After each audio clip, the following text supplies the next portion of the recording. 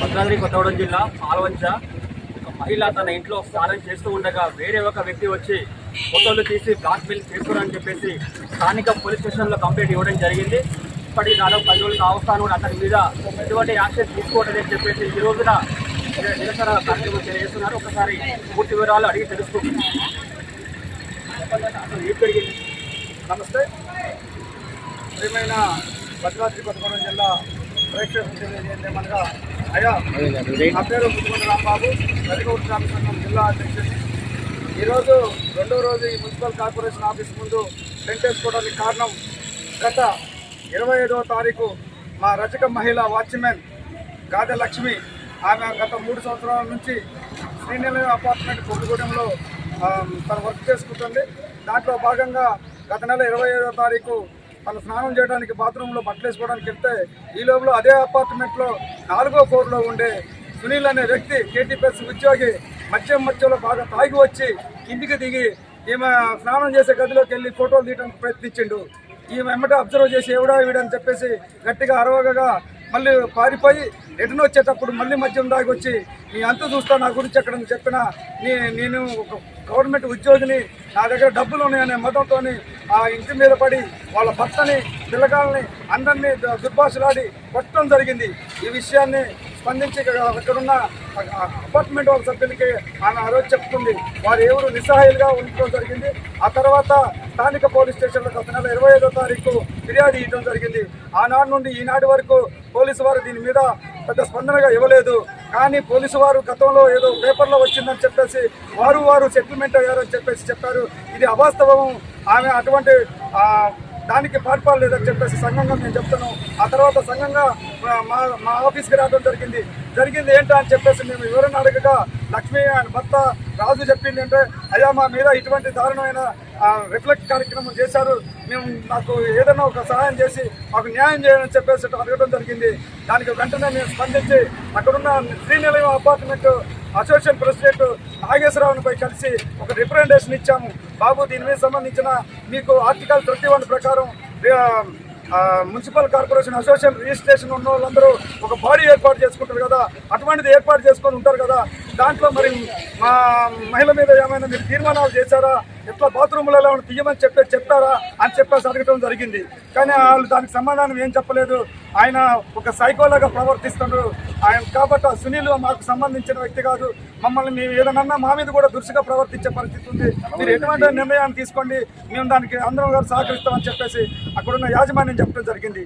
దాన్ని దృష్టిలో పెట్టుకొని ఈ అపార్ట్మెంట్ అసోసియేషన్ సంబంధించిన మొత్తం లీగల్ డిపార్ట్మెంట్ చూసుకునేది మన పాల్వంచ మున్సిపల్ కార్పొరేషన్ కాబట్టి వారిని ఈ విషయం తెలియజేద్దామని రికార్డెడ్గా జరిగిన విషయాన్ని మనం నిన్న మేడం గారికి ఇవ్వడం జరిగింది. మేడం గారు వెంటనే వాళ్ళకి నోటీసులు ఇష్యూ చేస్తాను, ఈ సమస్య సాల్వ్ చేసేదాకా నాది హామీ అని చెప్పేసి వారు చెప్పడం జరిగింది. మేడం, జరిగింది ఒక రజక మహిళ కేసు 10 రోజుల క్రితమే ఇచ్చాము, మరి దీని మీద స్పందన లేదు, మరి మీరు మాకు సహకరించాలని చెప్పేసి మీరు సహకరించి దీని మీద న్యాయం చేసేదాకా మీ ఆఫీస్ ముందే కూర్చుంటామని చెప్పేసి మేము చెప్పడం జరిగింది. దానికి మేడం గారు స్పందించారు, నోటీసులు ఇచ్చారు. అదేవిధంగా పోలీసు వారు కూడా ఇప్పుడు మా ఈ టెంట్ వేసిన రోజు నుంచి బాబు మీ సమస్య ఏది ఉంటే మేము పరిష్కరిస్తాం రాండి అని చెప్పేసి అంటున్నారు. ఇప్పటికీ వాళ్ళ మీద నమ్మకం లేదు. ఎందుకంటే అక్కడ అగ్రకుల పెత్తనదారి కర్ణ కుణాలకు చెందిన సునీల్ ఒక కేటీపీఎస్ బలం మధ్య ఎక్కిన ఉద్యోగి, తాను ఎంత డబ్బు నేను ఖర్చు పెట్టి మా మహిళల్ని అడగదొక్కే పరిస్థితి ఉంది. ఈ తెలంగాణ రజకులలో మేము 3 కోట్ల పైగా జనాభాకి సేవ చేస్తున్నాం, మమ్మల్ని ఆడబిడ్డగా కొలుస్తారు. మరి ఇటువంటి సమయంలో మమ్మల్ని ఇంత బలహీనంగా పరుస్తున్న ఈ సొసైటీలో దీనికోసం ప్రశ్నించి మా కోసం నిలబడే వాళ్ళు తక్కువయ్యారనే ఆవేదన మాకుంది. ఇట్లా మహిళకే రక్షణ లేకపోతే మరి మేము ఎవరికి ఈ విషయం చెప్పుకోవాలని చెప్పేసి తెలియజేస్తున్నాం. జై రజక, జై రజక. 27వ కంప్లైంట్ ఇచ్చారని చెప్పారు. ఇంతవరకు పోలీస్ యాక్షన్ చేసుకోలేదు. అధికార పార్టీకి సంబంధించిన ఒత్తిడి ఏమని అంటారా? సరే, ఇక మేము వేరే వాళ్ళ మీద ఏమి వేయలేము, ఎందుకంటే అందరూ ఎట్లా స్పందిస్తారో తెలియదు. వాస్తవానికైతే మహిళలు వెళ్ళి అడిగారు, మరి ఆ రోజు ఆ స్పందన రాకపోవడం వల్లనే దీన్ని మేము విడతల వారిగా ఒక్కొక్క అధికారి దగ్గర దీన్ని అడుగుదామని ఉద్దేశంతో వచ్చాం. కానీ చివరిగా చూస్తే ఇది కదిలే పరిస్థితి లేదని చెప్పేసి దాని ధైర్యంతో ఇట్లాంటి కార్యక్రమం తీసుకోవాల్సి వచ్చింది. మాకు ఉన్నతాధికారుల మీద, రాజకీయ నాయకుల మీద మాకు ఈ కక్షలు ఎట్లా జరిగిన సంఘటన ఒక మహిళ ఇవాళ బహిరంగంగా నాకు ఇట్లా జరిగిందని చెప్పుకునే సొసైటీలో ధైర్యం లేని శక్తిలో మా ఆడబిడ్డ ఐలమ్మ వారసురాలు మా గాదె లక్ష్మి అని చెప్పాల్సిన ధైర్యంగా చెప్పుకుంటున్నాం. ఇక్కడ ఏ మహిళకు ఇట్లాంటివి జరిగినా కూడా చెప్పుకోవడానికి ముందుకు రాని పరిస్థితి ఉంది. ఎంతో మంది మహిళలు ఇట్లా నష్టపోయే పరిస్థితి ఉంది.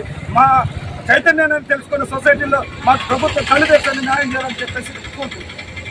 అంతర్జాతీయ మహిళా దినోత్సవం ఈరోజు. అలాంటి మహిళా దినోత్సవం రోజున ఒక మహిళ గురించి నిరసన కార్యక్రమం తెలియజేస్తారు. మహిళ పట్ల చట్టాలు ఉన్నాయి అంటే పూర్తి స్థాయిలో అమలు కావట్లేదంటారా? పూర్తిగా అనుకూలంగా ఉన్నాయా అననుకూలంగా ఉన్నాయా దానికంటే ఎవరైతే అగ్రకుల పెత్తందారులు వాళ్ళ చేతిలో రాజకీయాలు ఉండటం వల్ల వాళ్ళు చెప్పిన పరిస్థితులకే వెళ్తున్నాయి తప్ప ఒక బడుగు బలహీన వర్గాలని అడ్రస్ చేసే పరిస్థితి లేదనేది మేము నిక్కచ్చిగా చెప్తున్నాం. ఎందుకంటే 10 రోజుల దినమైనా కనీసం రెస్పాండ్ లేదు ఒక మహిళకు అనేది మా ఆవేదన. అన్ని అధికారులు ఒక పోలీస్ అనే కాదు ఏ అధికారి అయినా ఉన్నతంగా వాళ్ళు స్పందించడం లేదు. రానున్న కాలంలో ఇట్లనే స్పందిస్తే అందరూ బీసీలుగా ఉన్న వాళ్ళందరూ ఏకమై దీని మీద ఉద్యమం కూడా చేసే పరిస్థితి వస్తుందని చెప్పేసి తెలియజేస్తున్నాను. ఇవాళ మహిళా దినోత్సవం అని చెప్పేసి మీరు అంటాం చాలా హర్షించిన విషయం. మహిళలు కూడా చాలా మంది ఇవాళ అడిగారు, మీకు మేము భరోసా ఇస్తాం, రేపు రానున్న దాంట్లో ఇటువంటి దాంట్లో ఎవరైనా మీకు ఇటువంటి ప్రాబ్లం కల్పిస్తే మహిళా సంఘాలుగా మేము వస్తామని చెప్పేసి వారు కూడా అన్నారు. వారు కూడా ఈ గత గంటలో వస్తారనేది ఆశించవలసిన విషయం.